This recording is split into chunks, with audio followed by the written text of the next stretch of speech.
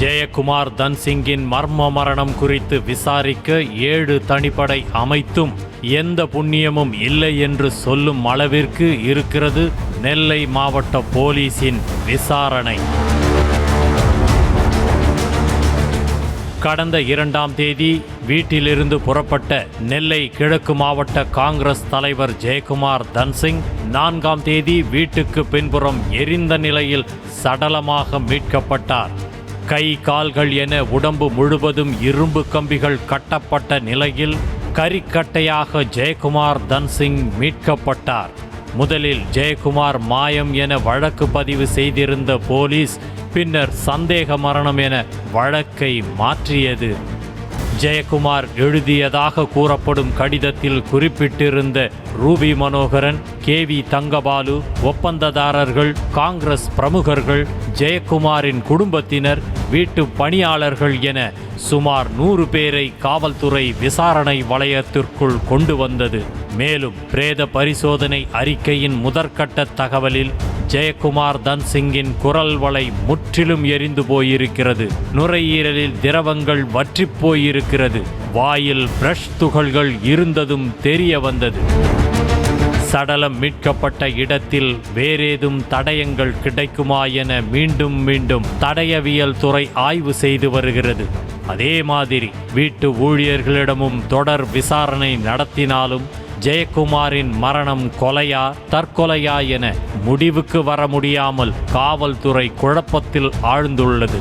முதல் நாள் பிளேடு, தீப்பெட்டி, ஆதார் அட்டை என ஆரம்பித்து மண்ணெண்ணெய் கேன் வரை தடயங்களாக கிடைத்ததாக கூறிய காவல்துறை ஜெயக்குமார் தன்சிங்கின் செல்போனை மட்டும் கண்டுபிடிக்க முடியாமல் இருப்பதாக கூறுவதும் சந்தேகத்தை எழுப்பும் வகையில் உள்ளது.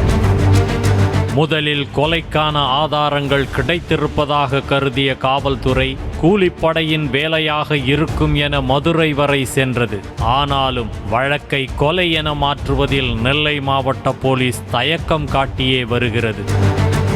இதனிடையே கடந்த 2ஆம் தேதி ஜெயக்குமார் தன்சிங் மாயமான அன்று அவர் திசையன் விலையில் உள்ள கடைக்கு சென்ற CCTVக்கள் வெளியாகி உள்ளது. முதலில் வெளியில் நின்ற CCTV மட்டும் வெளியான நிலையில் தற்போது கடைக்குள் வந்து டார்ச் லைட்டுக்கான பேட்டரி வாங்கிச் சென்றது பதிவாகி உள்ளது. ஜெயக்குமார் வாங்கிய டார்ச் லைட் பேட்டரியும் வீட்டிலேயே கண்டெடுக்கப்பட்டுள்ளது. சம்பவத்தன்று கடைக்கு சென்றவர் மீண்டும் வரவே இல்லை என புகார் கொடுக்கப்பட்ட நிலையில் அவர் வாங்கிய பேட்டரி மட்டும் எப்படி வீட்டுக்கு வந்தது என்ற சந்தேகம் எழுந்துள்ளது. இதன் மூலம் கடையில் பேட்டரிகள் வாங்கிய ஜெயக்குமார் மறுபடியும் வீட்டிற்கு வந்திருப்பது உறுதியாகியுள்ளது.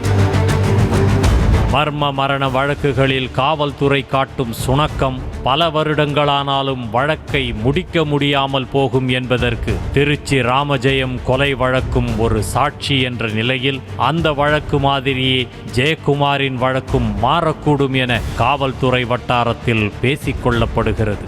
அத்தோடு CBCID SP முத்தரசியும் நெல்லையில் முகாமிட்டிருப்பதாக புது தகவல் கிடைத்துள்ளது. தனிப்படை போலீசாரின் விசாரணையில் எந்த முடிவும் கிடைக்காத பட்சத்தில் ஜெயக்குமாரின் மரண வழக்கு CBCID கைக்கு மாற்றப்படும் என எதிர்பார்க்கப்படுகிறது. செய்திகளை உடனுக்குடனும் துல்லியமாகவும் தெரிந்து கொள்ள சப்ஸ்கிரைப் பண்ணுங்க.